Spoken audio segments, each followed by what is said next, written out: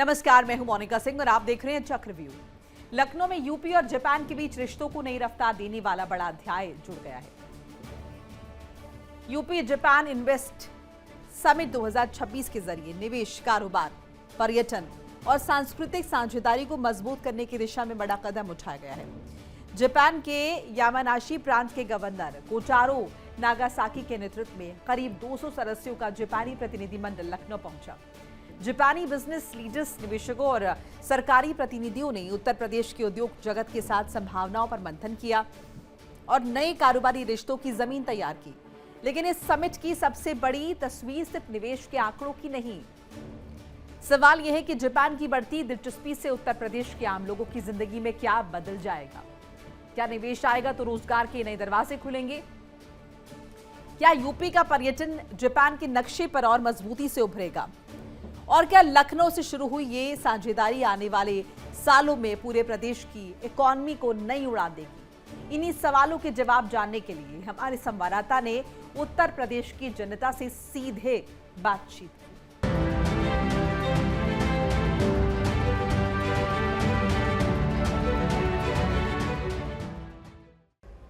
लखनऊ उत्तर प्रदेश की राजधानी और अब जापान के साथ नई आर्थिक साझेदारी का नया केंद्र। एक तरफ उत्तर प्रदेश सरकार निवेश और रोजगार की संभावनाओं को लेकर आगे बढ़ रही है, तो दूसरी तरफ जापान भी यूपी के बाजार, पर्यटन और औद्योगिक क्षमता में संभावनाएं तलाश रहा है। जापान के यामानाशी प्रांत के गवर्नर कोटारो नागासाकी के नेतृत्व में जापानी प्रतिनिधिमंडल ने इसमें हिस्सा लिया। यही वजह है कि जापानी निवेशकों के लिए यूपी की संभावनाएं लगातार महत्वपूर्ण होती जा रही हैं। लेकिन निवेश का मतलब सिर्फ बड़ी कंपनीज या बड़े प्रोजेक्ट नहीं होते हैं। निवेश का असली असर तब दिखाई देता है जब उसका फायदा जमीन पर रहने वाले आम आदमी तक पहुंचे।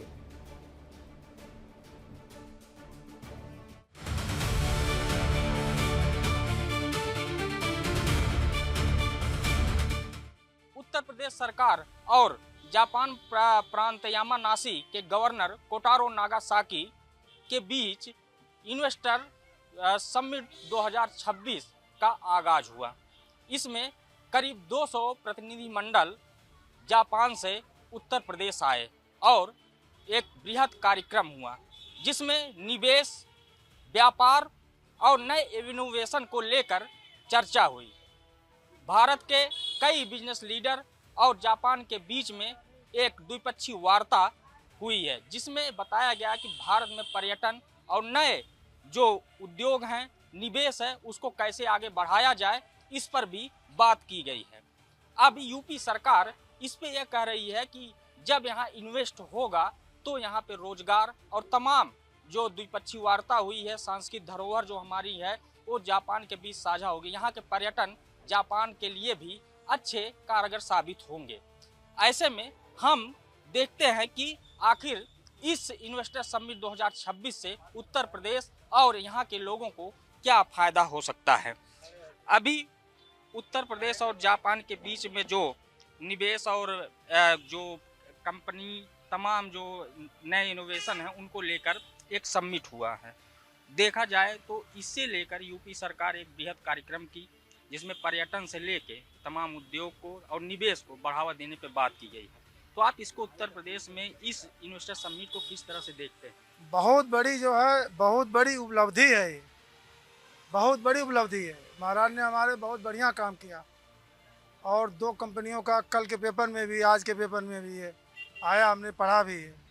दो वहाँ कंपनियाँ लगाई जाएंगी, एक ट्रैक्टर की है, एक और कुछ है, और क्या है, एक और है, दो कंपनियाँ हैं। बहुत बढ़िया काम महाराज हमारे कर रहे हैं, नंबर 1 का। हाँ, स्वर्ग होने जा रहा है यूपी। कहाँ तो यहाँ पे उत्तर प्रदेश में क्या इससे निवेश से क्या आगे विकास की राह खुलेगी? और क्या, विकास की खुले हैं द्वार, का खुलेगी। विकास के द्वार खुले हुए हैं। महाराज ने हमारे बहुत अच्छा काम किया है। अच्छे काम करते हैं हमारे महाराज, कौन नहीं जानता। इतना बढ़िया काम हो रहा और दो कंपनी आएंगी, हम लोगों को रोजगार मिलेगा वहाँ। बहुत उत्तम काम किया हमारे महाराज ने, योगी जी ने।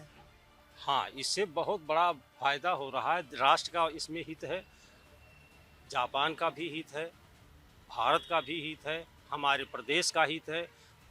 उसका कारण ये है कि ग्रीन बायोटेक्नोलॉजी आई है जो, जिससे आज सारी दुनिया में सबसे बड़ी ज़्यादा लंबी यानी ट्रेन चलने वाली, भारत में ही पहली बार में ही हाइड्रोजन गैस से चलने वाली ट्रेन चली। और उसी आधार पर उसका उत्सर्जन जो है, भारत में जितना ज़्यादा से ज़्यादा प्लांट लगेंगे तो विदेशी तेलों पर हमें जो है उससे निजात मिलेगी और देश जो है विशेष संपन्न होगा।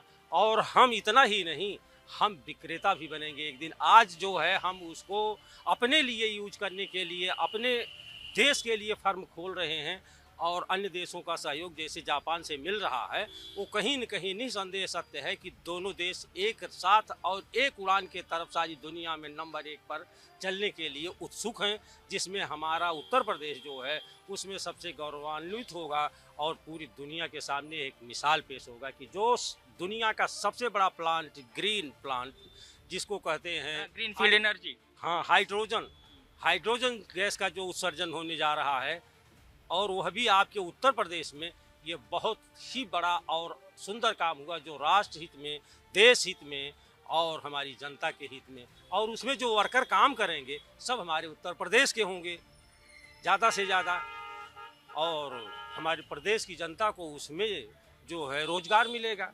तो दोनों फायदे हैं। एक तो हमारा उत्सर्जन, जिससे कि हमारी वाहन जो है, जो देश में जो हमें विदेशी तेलों पर निर्भर होना पड़ रहा था, उसमें ज़रूर कटौती आएगी। और एक दिन हमें पूरा विश्वास है इस देश के प्रति, अगर ऐसा ही परिकल्पना और तेज़ी से विकास के तरफ चला तो पूरे देश में इसके हजारों कारखाने खुलेंगे और पता चला हाइड्रोजन संपन्न देश भारत पहला होगा दुनिया का। देखिए, सबसे पहली बात, भारतीय जनता पार्टी सरकार की जो साफ़ सुथरी नीति है, ठीक है, शासन जो उनका है उसको देखते हुए, ठीक है, विदेशी लोगों का भी एक विश्वास बढ़ा है सरकार पर। और यहाँ पर जो भी निवेश कर रहा है, जैसे जापान एक विकसित देश है, भारत भी विकासशील है, ठीक है, लेकिन अब ये है कि जापान अगर उत्तर प्रदेश में अपना इन्वेस्टमेंट कर रहा है, निवेश पर्पज़ से योगी सरकार जो है उनको आमंत्रित की है, तो ये कहीं में कहीं भारतीय जनता पार्टी सरकार और योगी सरकार की जो है एक सफल रणनीति है। और इससे क्या है, दो देशों के बीच में अच्छे संबंध बनेंगे, ठीक है।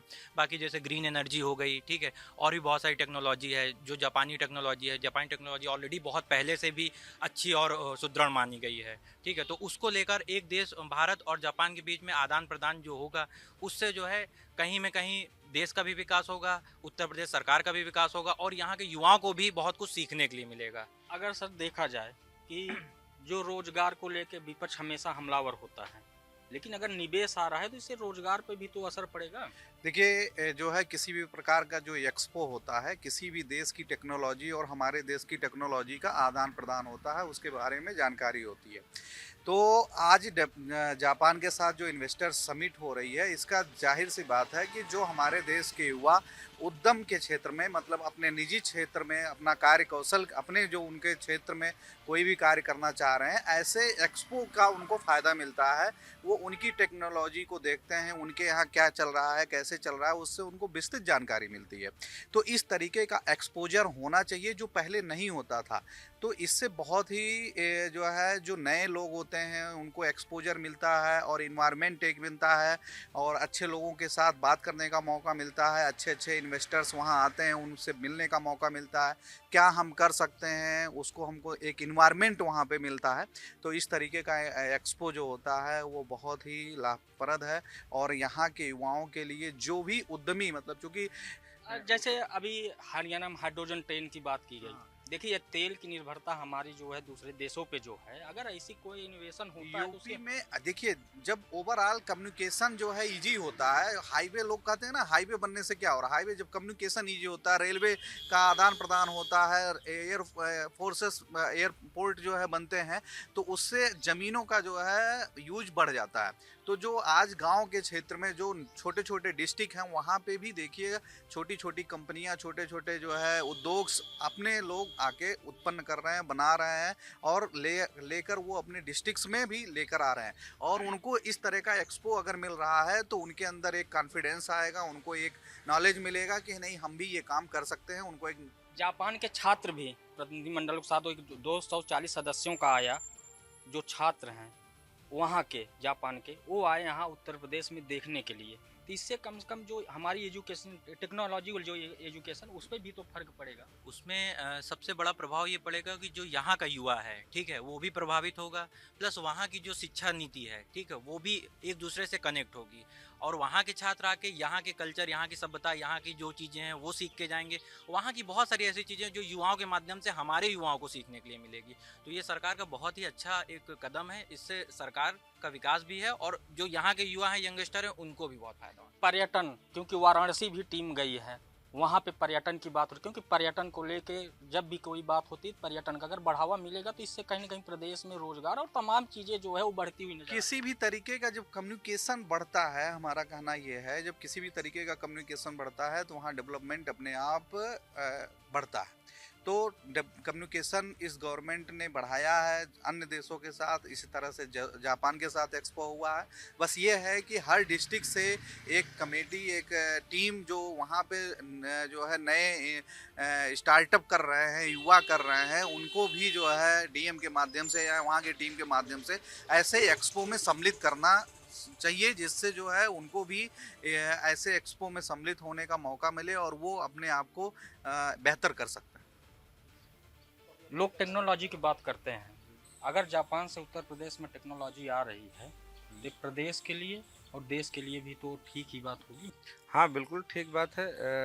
हमारे यहाँ उत्तर प्रदेश में अब ब्रह्मोस मिसाइल बन रही है, लखनऊ में ही रक्षा क्षेत्र में काम हो रहा है। पहले रक्षा क्षेत्र में यूपीए सरकार में जो हम लोगों ने सुना है कि 400-500 करोड़ का व्यवसाय करते थे, अब हमारे यहाँ से करीब 2400 करोड़ का इंपोर्ट हो रहा, अब एक्सपोर्ट हो रहा है अपने यहाँ से रक्षा सौदों में।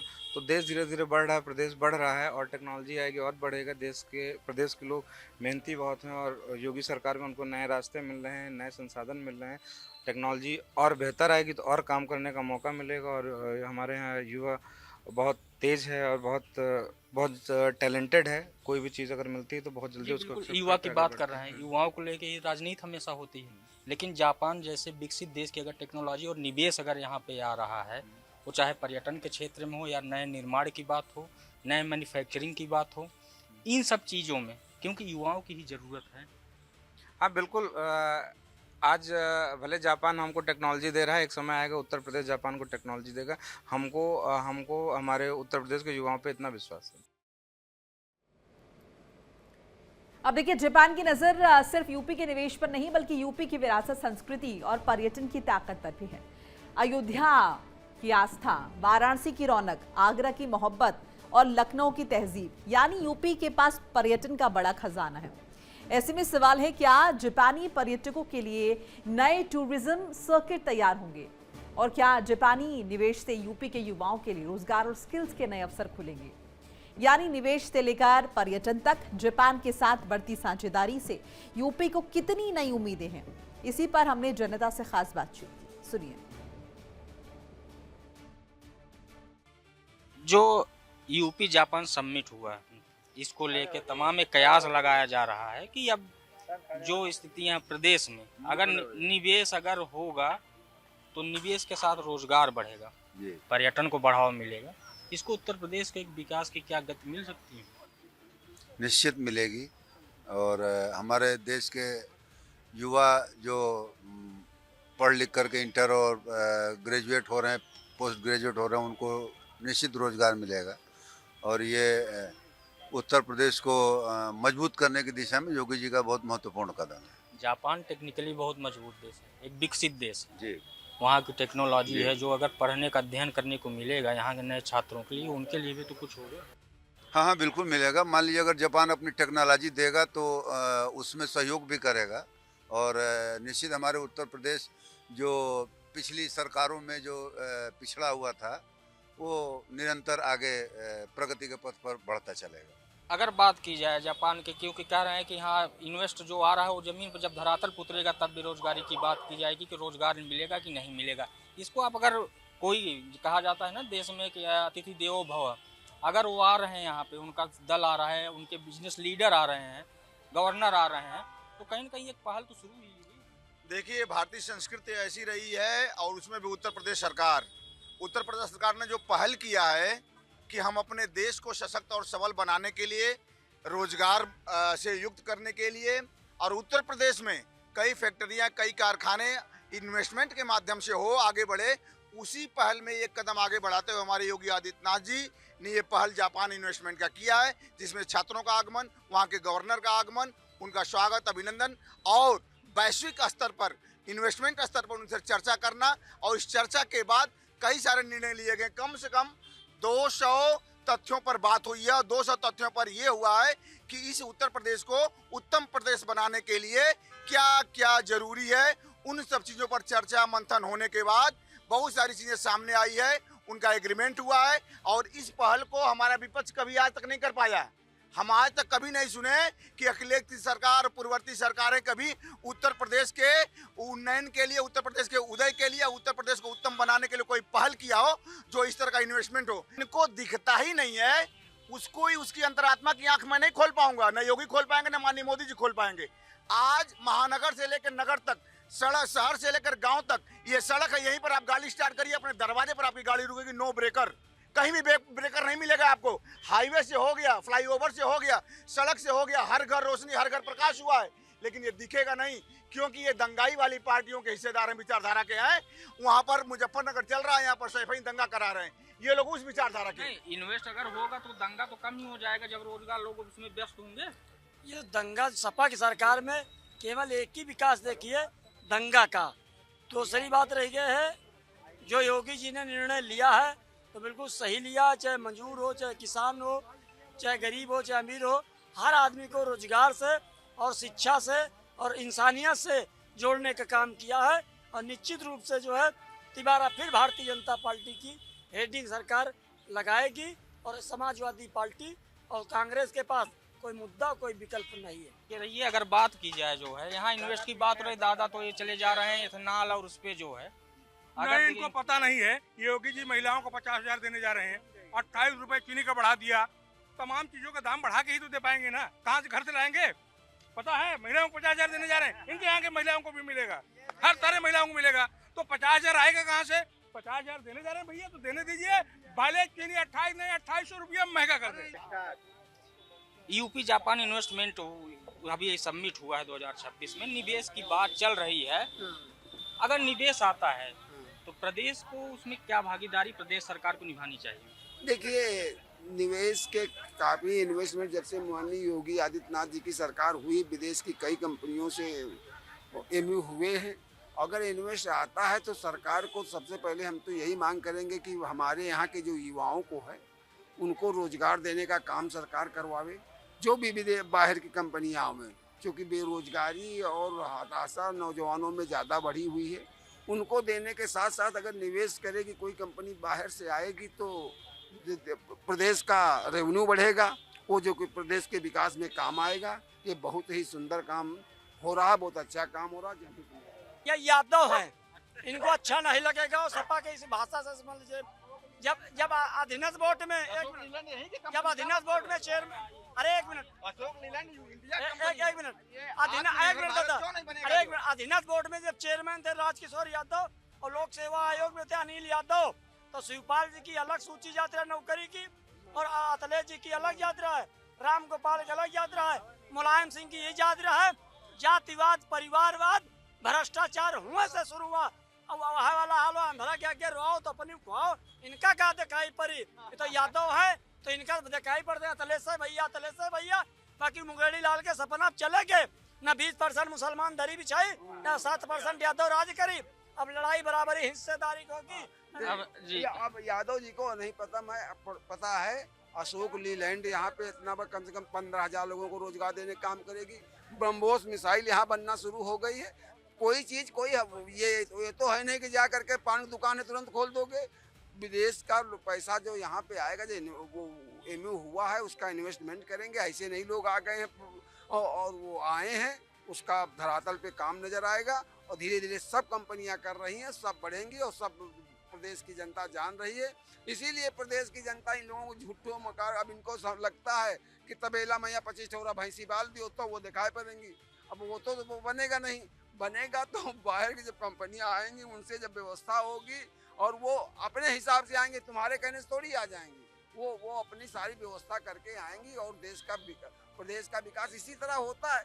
और ऐसे थोड़ा कंपनियों से होता, कंपनियां जब आएंगी तभी लोगों को रोजगार मिलेगा, और ऐसे नहीं मिलेगा, लूटने से तो नहीं मिलेगा। ये अब जैसे लूट घसोट के चाहते हैं भैया, लूट घसोट आत्मनिर्भर भारत, इनको नहीं समझ में आएगा। जो विदेश नीतियां होती हैं, हर एक दूसरे का काम, हर एक दूसरे से काम चलता है। एक ईस्ट इंडिया कंपनी कभी आई, उसके वजह से हो गए। किसके समय में आई थी? वो अंग्रेजों के समय में आई थी। ये तो भाई भारतीयों के समय में तो आई नहीं। वो अंग्रेजों को राज था, मुगलों का राज था, तब आई ईस्ट इंडिया कंपनी, तब देश को उसने किया। अब जो बन रही हैं नीतियां, वो वैसा नहीं होंगे। अब लोग जागरूक होंगे, अब जागरूक होकर के काम करेंगे, और कंपनियां तो आएंगे। बगैर कंपनियां आए काम नहीं चलेगा, विदेशी निवेश होगा। हम भी तो कई देशों में कर चुके हैं निवेश, हमारी भी तो कंपनियां वहां जाकर काम कर रही हैं। अब ऐसा थोड़ी सब कब्जे कर लेंगे सब वैसे। अब इनका कब्जे पे ही निगाह है, समाजवादियों का हमेशा कब्जे पे ही निगाह रही और निगाह समझ। देखिए, निवेश की बात होती है सर। अगर निवेश, कोई ऐसा देश जो विकसित है, टेक्नोलॉजी के मामले में हमसे बहुत आगे है, अगर उत्तर प्रदेश आके निवेश की बात कर रहा है और यहाँ एजुकेशन सिस्टम पे बात कर रहा है, तो ये उत्तर प्रदेश के लिए एक उपलब्धि मानी जाएगी। ये बिल्कुल जो है उत्तर प्रदेश के लिए बहुत बड़ी उपलब्धि है कि जापान जैसा देश उत्तर प्रदेश में निवेश कर रहा है, और इसके लिए हम धन्यवाद देना चाहते हैं अपने उत्तर प्रदेश के मुख्यमंत्री माननीय योगी आदित्यनाथ जी महाराज को। ये उन्हीं के कारण वातावरण हो पाया। इसके पहले भारतीय जनता पार्टी के शासनकाल के पहले उत्तर प्रदेश में समाजवादी पार्टी का शासन हुआ करता था। उस समय गुंडा प्रदेश बन चुका था। हमारे जो है एक पंडित केशरीनाथ त्रिपाठी जी पूर्व विधानसभा अध्यक्ष रहे, भाजपा के बड़े नेता रहे, वो कहते थे जिस गाड़ी में सपा का झंडा उसमें निश्चित बैठा गुंडा। तो सपा के शासनकाल में गुंडा प्रदेश था। यहाँ पर जो है अपहरण, छिनैती, रंगदारी, ये यहाँ के उस समय उद्योग बन चुके थे। योगी जी के आने के बाद उत्तर प्रदेश में शांतिप्रिय वातावरण हुआ है। यहाँ के उद्योगपति अब यहाँ काम काज करने में सुगमता अनुभव कर रहे हैं, और जब शांति होती है तभी विदेशी पूंजीपति भी यहाँ पर आते हैं। तो चूंकि उत्तर प्रदेश में इस समय इंस्पेक्टर राज्य नहीं है, उद्योगों के लिए सही विकसित होने का सही समय है। इसलिए जापान अगर निवेश कर रहा है तो इसके लिए हम पूरी तरह से 100% धन्यवाद करेंगे माननीय योगी आदित्यनाथ जी का कि उन्हीं के कारण ये संभव हो पाया। पर्यटन, उत्तर प्रदेश में इतना बड़ा जो है पर्यटन, चाहे वो अपनी जो संस्कृति और जो है धरोहर है, उस पर भी बात हो तो जापान में जो बौद्ध धर्म जो तमाम लोग मांगने वाले हो, वो तो देखेंगे ही। यहाँ के पर्यटन की बात होगी, जापान तक बात तो पहुँचेगी। देखिए, उत्तर प्रदेश में पर्यटन के लिए बहुत संभावनाएं हैं। यही सारनाथ है, यही कुशीनगर है, और साथ में जैसे हमारे यहाँ 12 ज्योतिर्लिंगों में काशी विश्वनाथ हैं, राम जन्मभूमि है, कृष्ण जन्मभूमि है। इसके दृष्टि से यदि पर्यटन होता है तो जो लोग आएंगे उससे विदेशी मुद्रा प्राप्त होगी, और यहाँ जो गरीब हैं, गरीबों को भी रोजगार मिलेगा, और इससे रोजगार के अवसर बढ़ेंगे, गरीबों का विकास होगा, कल्याण होगा। जैसे कोई आता है यहाँ तो जरूरी नहीं है कि सभी क्या कहते हैं बड़े बड़े कारखानों में जाएंगे। सड़क की पटरियों पर तमाम लोग फुटपाथी दुकानदार हैं, वो फूल माला बेचना है और तमाम तरह के आइटम हैं जो होते हैं, वो सब लोग विदेशी लोग खरीदते हैं। तो कहने का मतलब है इससे सबका विकास होगा, और पर्यटन का विकास होना ही चाहिए। उत्तर प्रदेश में जिस तरह से निवेश हो रहा पर्यटन के क्षेत्र में, इससे लोग उत्तर प्रदेश के धर्म और संस्कृति के बारे में जानेंगे, साथ में यहाँ रोजगार के अवसर भी मिलेंगे। शिक्षा पे लोग यहाँ से विदेश जाके पढ़ते हैं, छात्र हैं। जब वहाँ के एजुकेशन सिस्टम यहाँ पे आ रहा है तो उससे जो है शिक्षा की व्यवस्था तो हमारी सुधरेगी। बिल्कुल सुधरेगी, अच्छी। जो हमें बाहर जाना पड़ रहा है उससे बढ़िया अपने घर में हमें शिक्षा ग्रहण करने का मौका मिलेगा, हमारे गरीब अमीर सभी को। तो अगर बात की जाए इन्वेस्टमेंट की, चाहे वो जापान की टेक्नोलॉजी की बात हो या उत्तर प्रदेश जो सांस्कृतिक हमारी धरोहर है उस पर बात की जाए, तो अगर इन्वेस्टमेंट आता है तो एक विकास की तरफ जरूर उत्तर प्रदेश आगे बढ़ रहा है।